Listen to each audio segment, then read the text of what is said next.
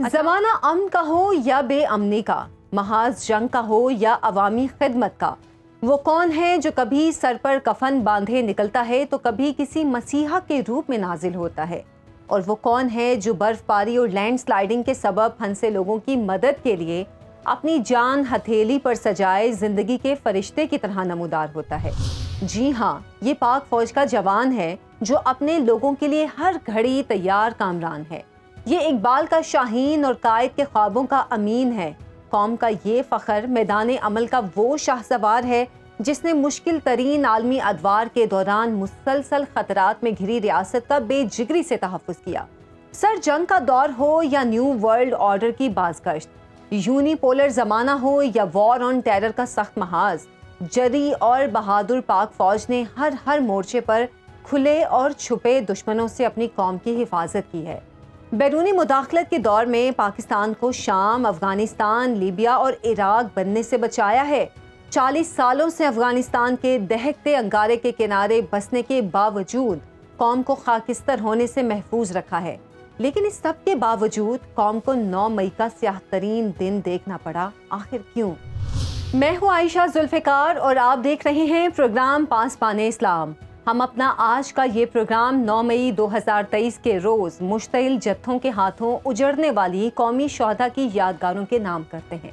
ان شہداء کے نام کرتے ہیں جن کے لاشیں رسول پاک صلی اللہ علیہ وآلہ وسلم کی آغوش میں سمائے، لیکن بد نصیب جتھوں نے انہی شہیدوں کی تصویروں کو پھاڑ ڈالا۔ ہم آج کا یہ پروگرام 9 مئی 2023 کو برباد ہونے والی حربی فتوحات کی علامتوں کے نام بھی کرتے ہیں، جو بحیثیت مجموعی ہمارا قومی فخر ہیں۔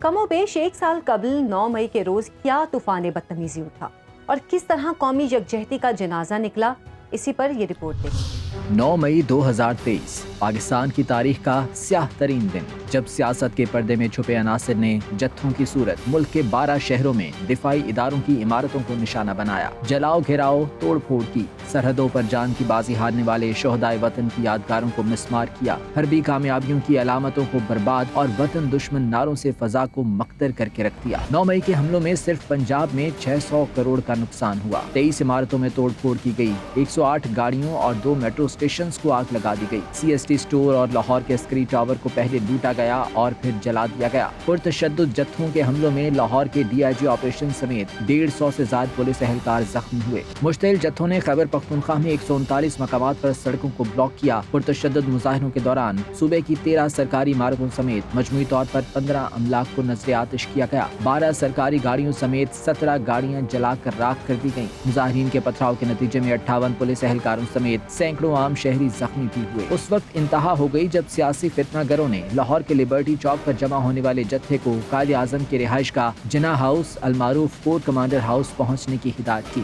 مشتعل جتھے نے جناح ہاؤس میں داخل ہو کر بانی پاکستان کی محفوظ یادگاروں کو زمین پر روند ڈالا، دادِ شجاعت کی گواہی دیتے فوجی تمغوں اور سپنیئرز کو توڑ ڈالا، تاریخی فرنیچر کو بیچ سڑک نذر آتش کر دیا اور عمارت کو آگ لگا دی۔ لیکن اس سے پہلے یہ جھوٹے اور ندیدے انقلابی جناح ہاؤس سے قیمتی اشیاء اور کچن میں موجود تیار کھانے تک لے اڑے تھے۔ پھرے ہجوم نے راولپنڈی میں فوجی ہیڈ کوارٹرز پر حملے کی بھی کوشش کی، جسے سیکیورٹی ایجنسیوں نے ناکام بنا ڈالا، لیکن سرگودھا میں حملہ آوروں نے ایئر فورس ہیڈ کوارٹرز کے گیٹ پر نصب ڈمی طیارے کو نذر آتش کر دیا، شہیدوں اور غازیوں کے پوسٹرز پھاڑ دیے۔ شرپسندوں نے میاں والی میں چھوٹے طیارے کو بھی نقصان پہنچایا، پشاور کے ریڈیو اسٹیشن کی عمارت میں گھس کر توڑ پھوڑ بھی کی۔ 9 مئی کے واقعات کا ایک دردناک پہلو سیاسی قیادت کی سامنے آنے والی آڈیو ٹیپس بھی تھیں، جن میں ہنگامہ آرائی، جلاؤ گھیراؤ، آگ لگانے اور توڑ پھوڑ پر اکسایا جا رہا تھا۔ ملک میں خانہ جنگی کا ماحول پیدا کرنے اور فوجی عمارتوں کی طرف بڑھنے کی ہدایات دی جا رہی تھی۔ مشتعل ہجوم نے مختلف شہروں میں پاک فوج کی گاڑیوں پر پتھراؤ کیا اور نازیبا نعرے لگائے، مگر مسلح اہلکار صورتحال کو مزید خراب ہونے سے بچانے کے لیے صبر اور برداشت کا مجسمہ بنے رہے۔ واقعات کی سنگینی کے تناظر میں فوجی قیادت نے ذمہ داروں کو قانون کے کٹہرے میں لانے کا اعلان کیا تو قانون حرکت میں آیا۔ ابتدائی طور پر ملک بھر سے 9000 کے قریب افراد کو گرفتار کیا گیا۔ گزشتہ دنوں آرمی چیف نے 9 مئی کے حوالے سے فوجی قیادت کے خلاف ہرزہ سرائی کرنے والوں کو ایک بار پھر تنبیہ کی۔ I would specially urge you not to fall prey to misguided, misdirected, factually incorrect and politically motivated propaganda. Constitution of the Islamic Republic of Pakistan, White Article 19 has unambiguously drawn the limits to the freedom of expression and speech, which must not be misconstrued as freedom of expression of venom against others. Hence, those who blatantly trample the same very constitution on daily basis in one way or the other cannot and should not issue sermons to others for its adherence. We know our constitutional limits very well and expect from others to also know them well. 9 मई बिलाशुबा मुल्क की तारीख में यौम स्याह के तौर पर हमेशा याद रखा जाएगा। ये दिन अपनी सियासी आज़ादी को रियासत के खिलाफ गलत तौर पर इस्तेमाल करने वालों के लिए जहां एक तंबीह की सूरत कौमी तारीख का हिस्सा बन चुका है, वहीं शोहदाए वतन की हुर्मत और तौकीर पर किसी किस्म का समझौता न करने का ऐलान भी है। किस तरह एहतजाज के नाम पर कौमी दिफा की अलामतों को निशाना बनाया गया, इसी से मुतालिक रिपोर्ट आपने देखी। आगे बढ़ेंगे और बात करेंगे कौमी तारीख के स्याह तरीन बाब 9 मई के सियासी मुज़म्मरात पर और बहस करेंगे उन इखलाकी इक़दार पर जिनको रौंदा गया। नाज़रीन, 9 मई 2023 के रोज़ बानी पाकिस्तान कायदे आज़म मोहम्मद अली जिन्ना की लाहौर में रिहाइश का जिन्ना हाउस को जला दिया गया, जो कई दिहाइयों से कोर कमांडर लाहौर की सरकारी रिहाइश कापी है। इसी सब पर बात करेंगे। हमारे साथ मौजूद हैं सीनियर सियासी रहनुमा साबिक सूबाई वज़ीर ज़ईम कादरी साहब। सर, बहुत शुक्रिया आपके वक्त का। सानिहा, 9 मई 2023 एक सियासी जमात की जानिब से गिरफ्तारी को बुनियाद बनाकर रेड लाइन क्रॉस की गई और रियासी इदारों पर हमलावर होकर रियासत और अवाम के रिश्ते को तबाह करने की कोशिश की गई। आपकी नज़र में ये सब कुछ एक हादसा था या कोई सोची समझी प्लानिंग? बिस्मिल्लाहिर्रहमानिर्रहीम। मैं तो समझता हूँ जी कि ये सानिहा मेरे ख्याल में पाकिस्तान की तारीख़ का वो स्याह दिन है जिस दिन एक सियासी जमात ने फस्तायत की बदतरीन मिसाल कायम करते हुए इस मुल्क के पाकिस्तानियों की पाकिस्तानियत पर हमला किया था। और ये हमला सिर्फ सियासी निज़ाम के तहत ही नहीं देखा जा सकता, इस हमले में लोगों की रूह को मजरूह किया गया था। कम से कम मैं ये कह सकता हूँ कि एज़ ए पाकिस्तानी मेरी रूह मजरूह हुई थी उस दिन, जिस दिन इस मुल्क के रियासती इदारे के उन शोहदा और उन सूरमाओं को जिन पर कौमें सदियों तक फ़ख्र करती हैं, उनकी तस्वीरों को, उनके मुजस्समों को जो है वो मैं बेतौकीर किया गया। कौमों की ज़िंदगियों में ऐसे मौके कभी नहीं आते। जिन लोगों ने ये काम किया, मैं ये समझता हूँ कि वो सिर्फ कौम के मुजरिम ही नहीं है बल्कि वो पाकिस्तान के मुजरिम हैं। और मैं ये समझता हूँ कि इस तरह की फस्तायत को जन्म देने वाले लोगों को इस मुल्क में सियासत करने का कोई हक नहीं है। ज़ईम कादरी साहब, 9 मई 2023 को जिस तरह शोहदाए वतन की बेहुरमती की गई और उनकी यादगारों को जलाया गया, मुल्क की हरबी कामयाबियों की अलामतों को भी तोड़ फोड़ कर रख दिया गया, ये किसी भी तरह किसी मुहिब्बे वतन को ज़ेब नहीं देता। इस भयानक जुर्म का खमियाजा कैसे अदा होगा और कौन करेगा? देखिए जी, इसका खमियाजा तो माजरत से बादेर जो है वो अदा नहीं किया जा सकता। इस मुल्क के इस रियासत पाकिस्तान को बड़ा सीरियस और बड़ा सख्त रिएक्शन देना चाहिए इस पे। ये आज एक दिन की बात नहीं है। ये सोच, ये फ़िक्र कहाँ से आई, इसका पता लगाना चाहिए। इस फ़िक्र को दफन करना चाहिए, इस फ़िक्र को तब तहो बाला करना चाहिए। इस फ़िक्र के लोगों को इस मुल्क में किसी किस्म की इज़्ज़त और एहतराम नहीं मिलना चाहिए और सख्त तरीन सज़ाएँ देकर ये बात साबित करनी चाहिए कि इस मुल्क में, देखें ना आपने जिस तरह फरमाया कि जो शोहदा हैं, आप मुझे बताइए कि उन शोहदा के वारिसान पर जिन पर पूरा पाकिस्तान कुर्बान हो, हम अपनी हर चीज़ उन पर कुर्बान कर दें, तब भी हम उनका देन नहीं दे सकते। हम उनके वरसा को क्या मुंह दिखाएं? और उनके वरसा की वो बात मुझे आज भी याद है कि कुछ लोगों ने क्या कहा कि आज हमारे बुज़ुर्गों की कुर्बानियों का ये सिला दे रही है कौम, तो ये कौमों की तज़लील हो जाती है भाई। कौमों की गिरावट नज़र आती है, सोच की गिरावट नज़र आती है उन लोगों की जो ये काम करें। और किसी भी रियासत को अपने नज़रिए, अपने जो कॉन्शियंस है कौम का, उसको तबाह नहीं होने देना चाहिए ऐसे लोगों के हाथों। इन लोगों को कैफ़रे किरदार तक पहुंचाना चाहिए। और मैं नहीं समझता कि कोई भी बात, कोई भी सियासत, कोई भी रियासत ये चीज़ अफोर्ड करती है कि कोई उसकी रूह पर हमला करे, पाकिस्तानियत पर हमला करे, पाकिस्तानी कौम की सोच पर हमला करे। कि आज हम जो जिस तरह मुकाबला करते हैं بیرونی طاقتوں کا. کیا ہم اس سوچ کے ساتھ آگے چلیں گے کہ یہاں اس طرح کے لوگ بھی بستے ہیں جو اس ملک کے مقتدر ترین ادارے کے شہداء پر اس طرح کے جو ہے وہ حملے کریں؟ میں تو یہ افورڈ نہیں کرتا جی. I am really sorry. میں تو سمجھتا ہوں کہ اس طرح کے لوگوں کو سخت سے سخت سزا دی جانی چاہیے. اچھا زعیم صاحب، کچھ لوگ 9 مئی کو حادثہ قرار دے کر درگزر کی راہ اپنانے کا مشورہ بھی دیتے ہیں. اگر اسے واقعی درگزر کر دیا جائے یا نظر انداز کر دیا جائے تو کیا گارنٹی ہے کہ ایسے واقعات دوبارہ پیش نہیں آئیں گے؟ میرے خیال میں جی یہ مزاح خیز گفتگو ہے جو یہ لوگ کہہ رہے ہیں کہ اس کو ایک حادثہ سمجھ کر درگزر کر دیا جائے. یہ حادثے اس طرح نہیں ہوتے.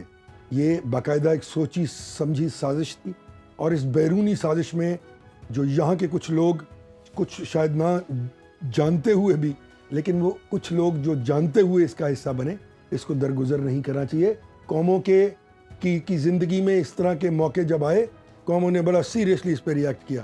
جن قوموں نے اس پہ ریئیکٹ کیا اور اس چیز کو دفن کر دیا، اس سوچ کو دفن کر دیا جو اس کے نظریات کے خلاف ہو، اس کی اینٹی کے خلاف ہو، اس کی اسٹیبلشمنٹ کے خلاف ہو، ان قوموں نے تعمیر و ترقی کے جو ہے وہ پل عبور کیے. اور جن قوموں نے ان کو درگزر کر دیا، اس میں وہ لوگ جنہوں نے اپنے مذموم مزاحم پورے کرنے تھے، ان کو جو ہے وہ تقویت ملی. انہوں نے مزید یہ کام کیا اور پھر وہ قومیں جو ہیں وہ بالکل خاکستر ہو گئی. تو میں یہ سمجھتا ہوں کہ اس پہ بڑا سیریس ریاکشن ریاست پاکستان کا، عدلیہ کا، حکومت تو میں نہیں سمجھتا کہ کوئی اپنے اقتدار سے زیادہ کچھ اور سوچتی ہو، لیکن عدلیہ اور ریاستی ادارے، میں یہ سمجھتا ہوں کہ ان کو اس دن کو پاکستان میں جو کچھ ہوا اس کو مطلب روکنا یا دبانا تو ایک مطلب ہلکا لفظ ہے، اس پہ بہت سیریس اور سٹرن ایکشن لینے کی ضرورت ہے. اچھا، سوشل میڈیا کے ذریعے قومی اداروں، ریاستی اقدار پر حملوں کا چلن عام ہے. کیا آپ نہیں سمجھتے کہ بیرون ملک دشمن کی جانب سے کی جانے والی ان کوششوں کو ناکام بنانے کے لیے ملک، قوم اور ریاست کو ایک مضبوط بیانیہ چاہیے جس کے پیچھے عوام کھڑی ہو؟ دیکھیں، آج اللہ کے فضل سے ایک تو یہ میں آپ کو بتا دوں، کوئی کتنی بھی بات کر لے، کوئی کتنا بھی بڑا سیاستدان بن جائے، کوئی کتنا بڑا لیڈر کہتا ہو اپنے آپ کو، قوم پاکستانی ہے. قوم پاکستان کے ادارے بالخصوص فوج کے شانہ بشانہ کھڑی ہے. اور جس قوم کو یہ یقین ہو کہ اس کی فوج اس کی حفاظت کرنا جانتی ہے، تو وہ فوج وقت آنے پر 1965 اور 71 کی طرح بارڈر پہ جا کر اپنی فوج کے ساتھ کھڑی ہو کر شانہ بشانہ جنگیں لڑا کرتی ہے. جنگیں صرف فوج نہیں لڑتی، قومیں ساتھ مل کر لڑتی ہیں. اور اس قوم نے ہمیشہ ثابت کیا ہے کہ وہ فوج پاکستان کے شانہ بشانہ اس ملک کی دفاع میں ہر وقت موجود رہی ہے. اور آج بھی کوئی کتنی بات کر لے کہ جی میں بہت بڑا لیڈر ہوں، میں تو یہ کہتا ہوں، میں اس طرح کہتا ہوں، یہ کوئی بات سننے کے لیے تیار نہیں ہے. یہ بات بڑی واضح ہے. قوم افواج پاکستان کے شانہ بشانہ پاکستان کی تعمیر و ترقی کے لیے کھڑی ہے. ووٹ لینے کے لیے اگر کوئی شخص اس ملک کے اداروں کو جو ہے وہ نشانہ بناتا ہے، چاہے وہ کوئی بھی ہو، کوئی بھی سیاسی جماعت ہو، آج کل سب نے یہ فیشن بنا لیا ہے کہ جب وہ اپنی کمزوریاں چھپانی ہوتی ہیں، انہوں نے اپنی نااہلی چھپانی ہوتی ہے، اپنی کرپشن اور ڈس آنیسٹی چھپانی ہوتی ہے، تو وہ اس ملک کے ریاستی اداروں پر الزامات لگانا شروع کر دیتے ہیں اور قوم کو ادھر ڈائیورٹ کر کے ایک بار پھر بیوقوف بنا کر اپنے ساتھ جوڑ لیتے ہیں. کوئی کتنا بھی بڑا لیڈر ہو، ووٹ دینا اور بات ہوتی ہے. قوم صرف اور صرف افواج پاکستان اور ادارے کے ساتھ کھڑی ہے. جہاں تک سوشل میڈیا کا تعلق ہے، میں یہ واضح طور پہ بتا دوں، سوشل میڈیا انکنٹرولبل ہے. اسی بات کو 5th جنریشن وارفیئر کہتے ہیں. آج جس طرح ہمارے بیرونی دشمن، بیرونی طاقتیں جو ہماری دشمن ہیں، ہماری اٹامک پاور کی دشمن ہے، پاکستانیت کی دشمن ہے، اسلام کی دشمن ہے، اور پاکستان جو اسلام کا قلعہ ہے اس کو ہر وقت کمزور کرنے کی سازشیں کرتے ہیں. میں یہ سمجھتا ہوں کہ سوشل میڈیا پر پابندی بالکل اس حد تک لگنی چاہیے کہ نظریہ پاکستان کی اینٹی، پاکستان کی حمیت پر کوئی بات کرے خلاف اس کے، تو اس کو ہمارے لوگوں تک نہیں پہنچنے دینا چاہیے. اچھا زعیم قادری صاحب، ریاست کی جانب سے ملک دشمنوں کے خلاف مضبوط بیانیے کی تشکیل میں سول سوسائٹی اور سیاسی جماعتوں کا کیا کردار ہونا چاہیے؟ دیکھیں جی، معذرت ہے، جہاں تک سول سیاسی جماعتوں کا تعلق ہے، تمام پولیٹیکل پارٹیز بارہا اپنے مضموم سیاسی عزائم کو پورا کرنے کے لیے اس ملک کے سوشیو پولیٹیکل سٹرکچر کو ڈسٹرب کر چکی ہیں, تہہ و بالا کر چکی ہیں.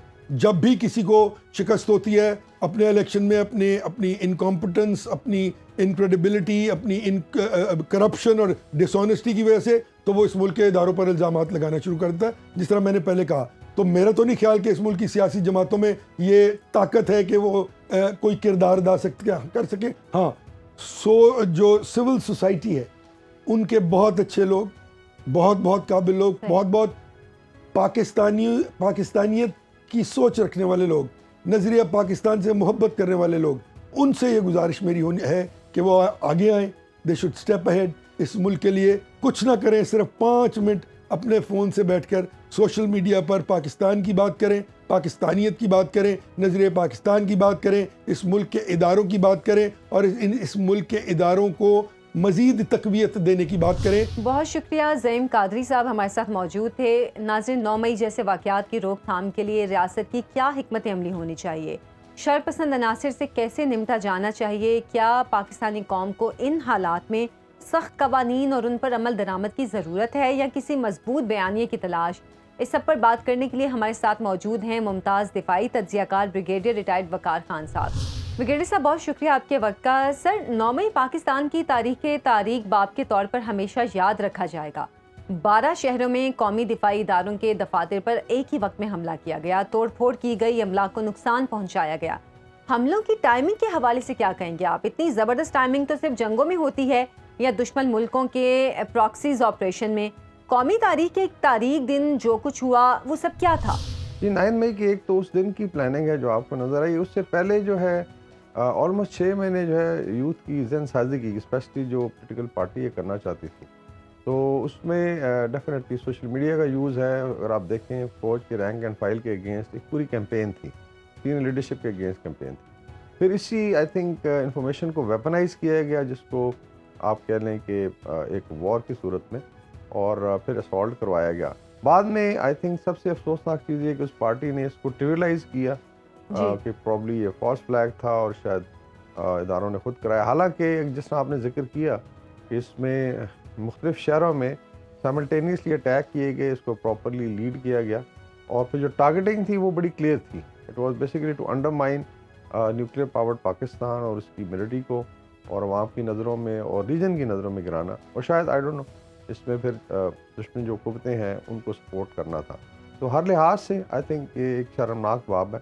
اور اچھا یہ ہوا کہ جو وہ ایکسپیکٹ کر رہے تھے کہ خدا نہ خاصا خیر روڈ پہ لاشوں کا انبار لگ جائے گا, اس کے بعد پھر اس کو کیری کریں گے, وہ نہیں ہوا. اس میں ریسٹرین شو کیا گیا اور ایک اسٹریٹجی کے تحت یہ جو ایفرٹ اس کو ڈیفیٹ کیا گیا.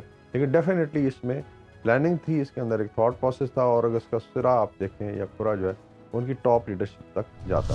اچھا بریگیڈیئر صاحب, سانحہ 9 مئی کے روز مسلح جتھوں نے جس طرح شہداء کی یادگاروں کی توہین کی, قومی فتوحات اور فخر کی علامات کی توہین کی, ایسے غیر معمولی اقدامات کو ہم صرف جذباتی حرکات سے تعبیر کریں یا پھر معصومانہ غلطی قرار دینا تو مناسب نہیں ہے.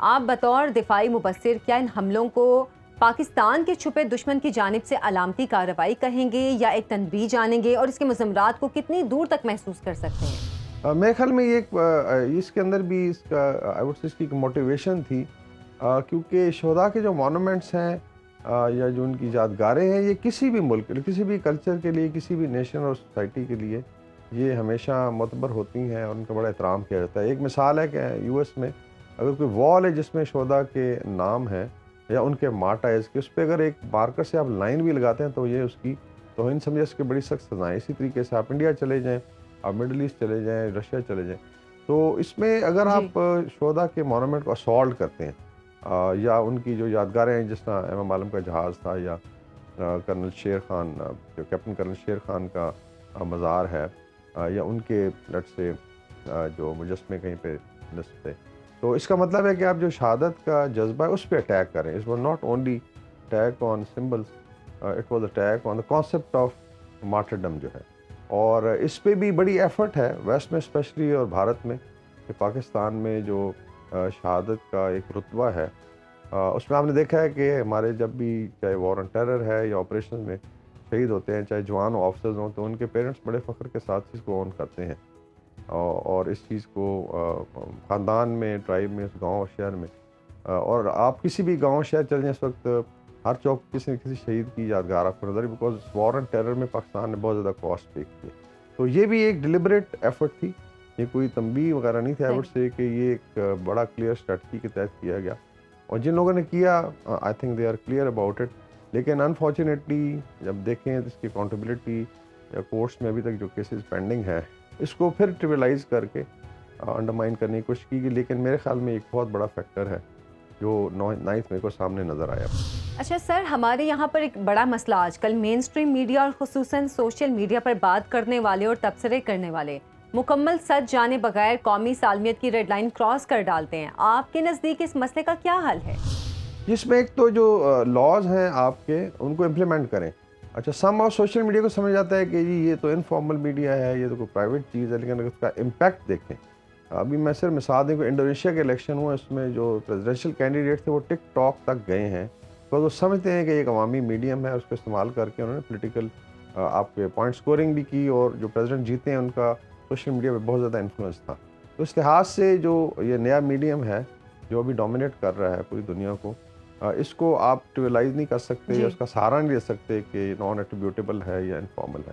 تو اس میں اس کے آئی تھنک جو لاز ہیں، اگر آپ دیکھیں یو کے میں، آپ بھارت میں چلیں جائیں، میں مثال دوں گا کہ اگر سوشل میڈیا پہ آپ اس طرح کی کیمپین کرتے ہیں کہ انسٹیٹیوشنز ان کی ملٹری یا ایون ان کی لیڈرشپ کے بارے میں، تو یا جو اسٹیٹ کو ڈیمیج کرتا ہے، تو اس کے بڑے سخت قوانین ہیں جو ابھی مزید آئی تھنک مودی نے اس کو سخت کیا ہے. ان کی 12 ایجنسی ہیں جو کسی بھی شخص کو کہیں پہ کھڑا کر کے اس سے اس کا لیپ ٹاپ موبائل ضبط کر سکتے ہیں، اور اگر اس طرح کا مواد اس کو پھر چارج کیا جاتا ہے اور بڑی سخت سزائیں.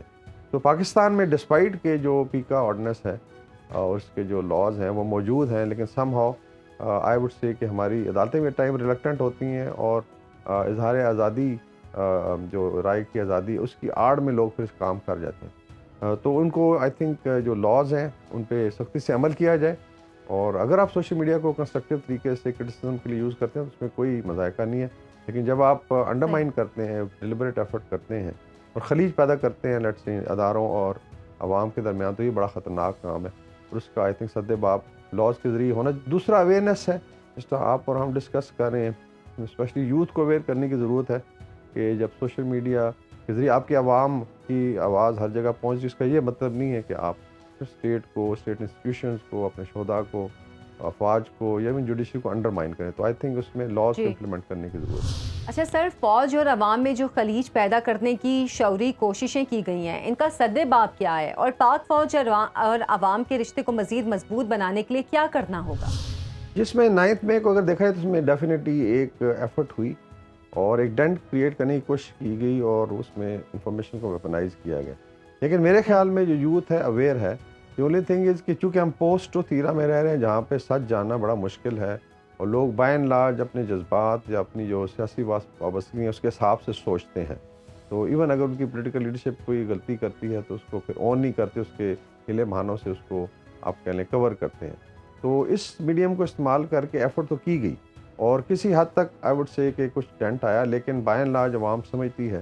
ابھی آپ نے دیکھا کہ چاہے سوئفٹ ریٹارٹ تھا جس میں پاکستان کی ملٹری نے رسپونڈ کیا، یا ہمارے نیبرنگ کنٹریز سے افغانستان سے جب پاکستان کو تھریٹن کیا گیا، یا ایون برادر ملک ایران سے غلطی ہوئی، اس کا رسپانس دیا، بیکاز مسلح افواج جو ہیں وہ ذمہ دار ہیں جغرافیائی سرحدوں کی حفاظت کے لیے، اور وہ عوام کی اپنی فوج ہے اور عوام اس چیز کو سمجھتی ہے.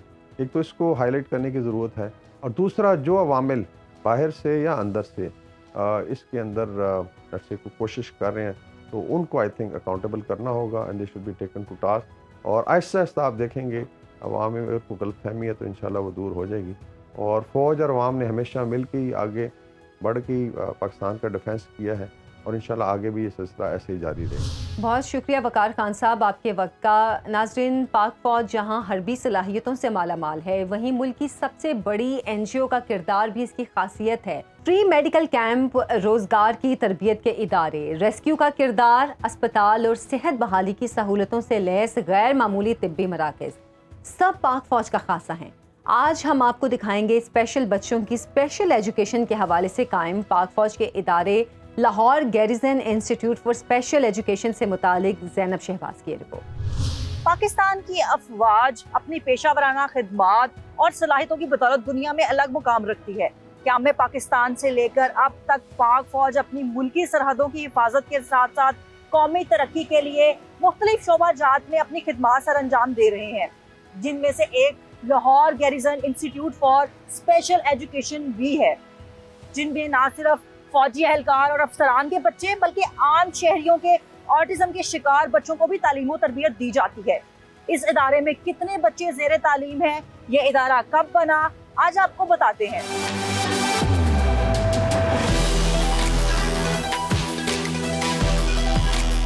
پاک فوج کے زیر اہتمام Lahore garrison institute for special education نومبر 2022 سے خصوصی 155 بچوں کو تعلیم و تربیت فراہم کر رہا ہے۔ آٹزم کا شکار بچوں کو مخصوص ٹریننگ اور عملی تربیت بھی فراہم کی جاتی ہے۔ اسپیشل بچوں کو اسپیشل ایجوکیشن کے ذریعے سازگار ماحول فراہم کرنا اور معاشرے کا کارآمد شہری بنانا Lahore garrison institute for special education کا خاص مشن ہے۔ ادارے میں خصوصی بچوں کی ضروریات کو مد نظر رکھتے ہوئے ماڈل اسکول تیار کیا گیا، جس کی ہر کلاس اور راہداری اسٹیٹ آف دی آرٹ تیار کی گئی ہے۔ Lahore garrison institute for special education میں علاج کے مربوط نظام اور انفرادی توجہ کے ذریعے خصوصی طلباء کی ذہنی، جذباتی اور جسمانی نشوونما کی جاتی ہے۔ اسپیشل اسٹوڈنٹس کو سماجی نظام کے لیے کارآمد بنانے اور مفید شہری کے روپ میں ڈھالنے کے لیے یکساں مواقع بھی فراہم کیے جاتے ہیں۔ اسپیشل اسکول کی پرنسپل زیب النساء کہتی ہیں کہ خصوصی بچوں کو پیار اور خصوصی دیکھ بھال کی ضرورت ہوتی ہے، جس کے لیے ہر ضرورت کو پورا کیا گیا ہے تاکہ ایسے بچے معاشرے میں کسی سے پیچھے نہ رہ سکیں۔ اسپیشل ایجوکیشن اسکول کے دروازے ہر شہری کے لیے کھلے ہیں۔ لیکن basic mission is to impart quality education and rehabilitation to make them independent citizen. اب جب ہم انڈیپینڈنس کی بات کرتے ہیں تو کسی کے لیے انڈیپینڈنس ہے بغیر سہارے کے چلنا، کسی کے لیے انڈیپینڈنس ہے ٹوائلٹ نیڈس کو فلفل کرنا، خود کھانا کھا لینا، اور کسی کے لیے انڈیپینڈنس کا شاید ہم یہ لیول انشاءاللہ اچیو کر لیں گے کہ وہ خود اپنے لیے کما بھی سکے اور اپنا گھر بھی چلا سکے۔ انڈیویژول ڈفرینسز ہیں، فیسلٹیز اکارڈنگلی ہم دے رہے ہیں۔ ایجوکیشن کی بات کریں تو فنکشنل اکیڈیمک سے لے کے proper academic sessions, then comes rehabilitation میں ہمارے پاس all the therapies are available, جس میں physio therapy, speech therapy, language therapy, occupational therapy and behavioural therapy. اس کے علاوہ ووکیشنل ٹریننگ ہے، میوزک، اسپورٹس اینڈ آرٹس، یہ ساری فیسلٹیز ہم پرووائڈ کر رہے ہیں۔ یہاں تک آپ کے سوال کا دوسرا حصہ ہے کہ کیا ہم انٹرنیشنلی اس کو کمپیٹ کر سکتے ہیں یا نہیں، تو میرا خیال ہے کہ اس وقت اس ادارے میں انفراسٹرکچر سے لے کے تھراپیوٹک فیسلٹی تک سب کچھ اس اسٹینڈرڈ کا اویلیبل ہے کہ جی ہم بالکل کمپیٹ کر سکتے ہیں۔ آل دو یہ بالکل ایک نیا ادارہ ہے، لیکن with the passage of time آہستہ آہستہ ہم یہ کلیم کر سکتے ہیں کہ یہ انٹرنیشنل اسٹینڈرڈس کا ایک ادارہ ہے جو تمام facilities under one roof provide کر رہا ہے۔ یہ بڑا ایک کامن کویسچن ہے اور موسٹلی مجھ سے پوچھا جاتا ہے کہ ہمارا ایلیجیبلٹی کرائٹیریا کیا ہوگا for the job. Other than paper criteria, جو مجھے پرسنلی فیل ہوتا ہے کہ پیشن اور آپ کی ایک specific personality type with a lot of tolerance اور ان بچوں کے لیے پیار اور محبت، وہ سب سے پہلی شرط ہونی چاہیے اور ہم رکھتے بھی ہیں۔ Other than that criteria disability related ہے، like if I need a teacher for my hearing impaired section تو پھر بیسک ایلیجیبلٹی کرائٹیریا ہوگا M A special education, specialised in hearing impaired category and trained in sign language as well.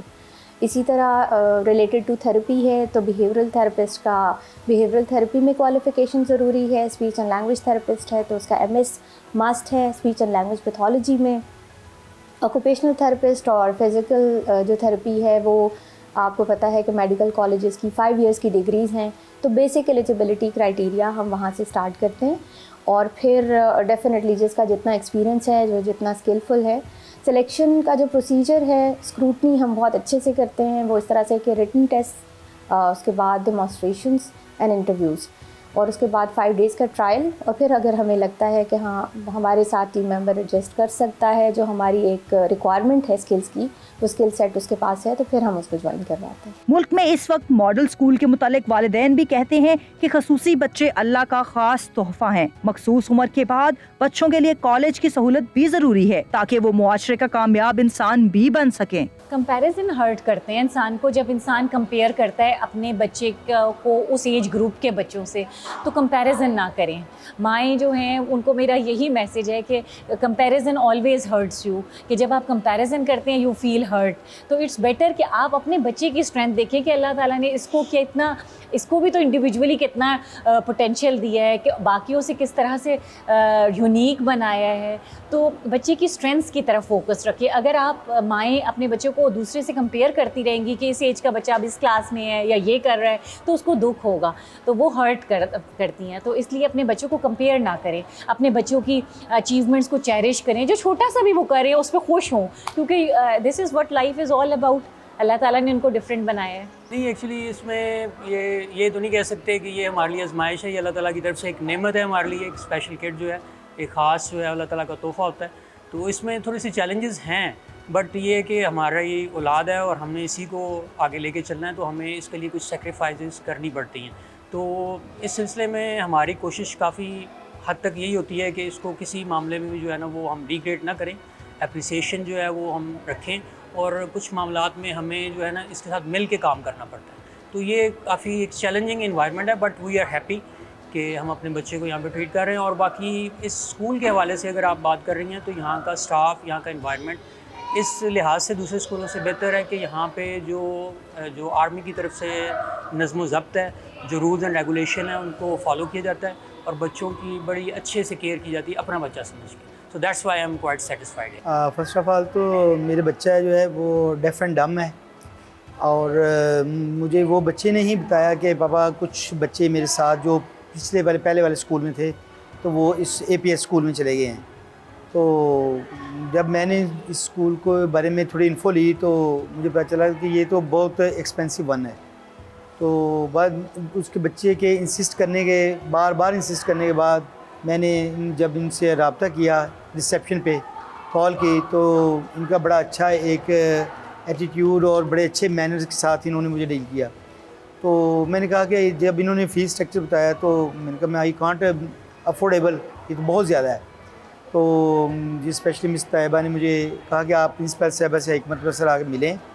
تو I hope date کہ انشاء اللہ تعالیٰ وہ بہت اچھی جو ہیں پرنسپل ہیں, گڈ مینرز ہیں, کوآپریٹیو ہیں.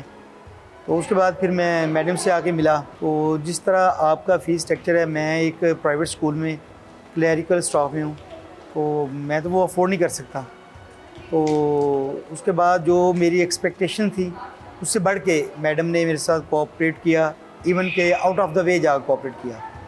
تو میرے 2 چھوٹے بچے جو ہیں دونوں ڈیف اینڈ ڈم ہیں, تو انہوں نے بولا کہ آپ آئیں, اور آج الحمدللہ میرا فرسٹ ڈے ہے اور میرا ایڈمیشن ہو گیا ہے.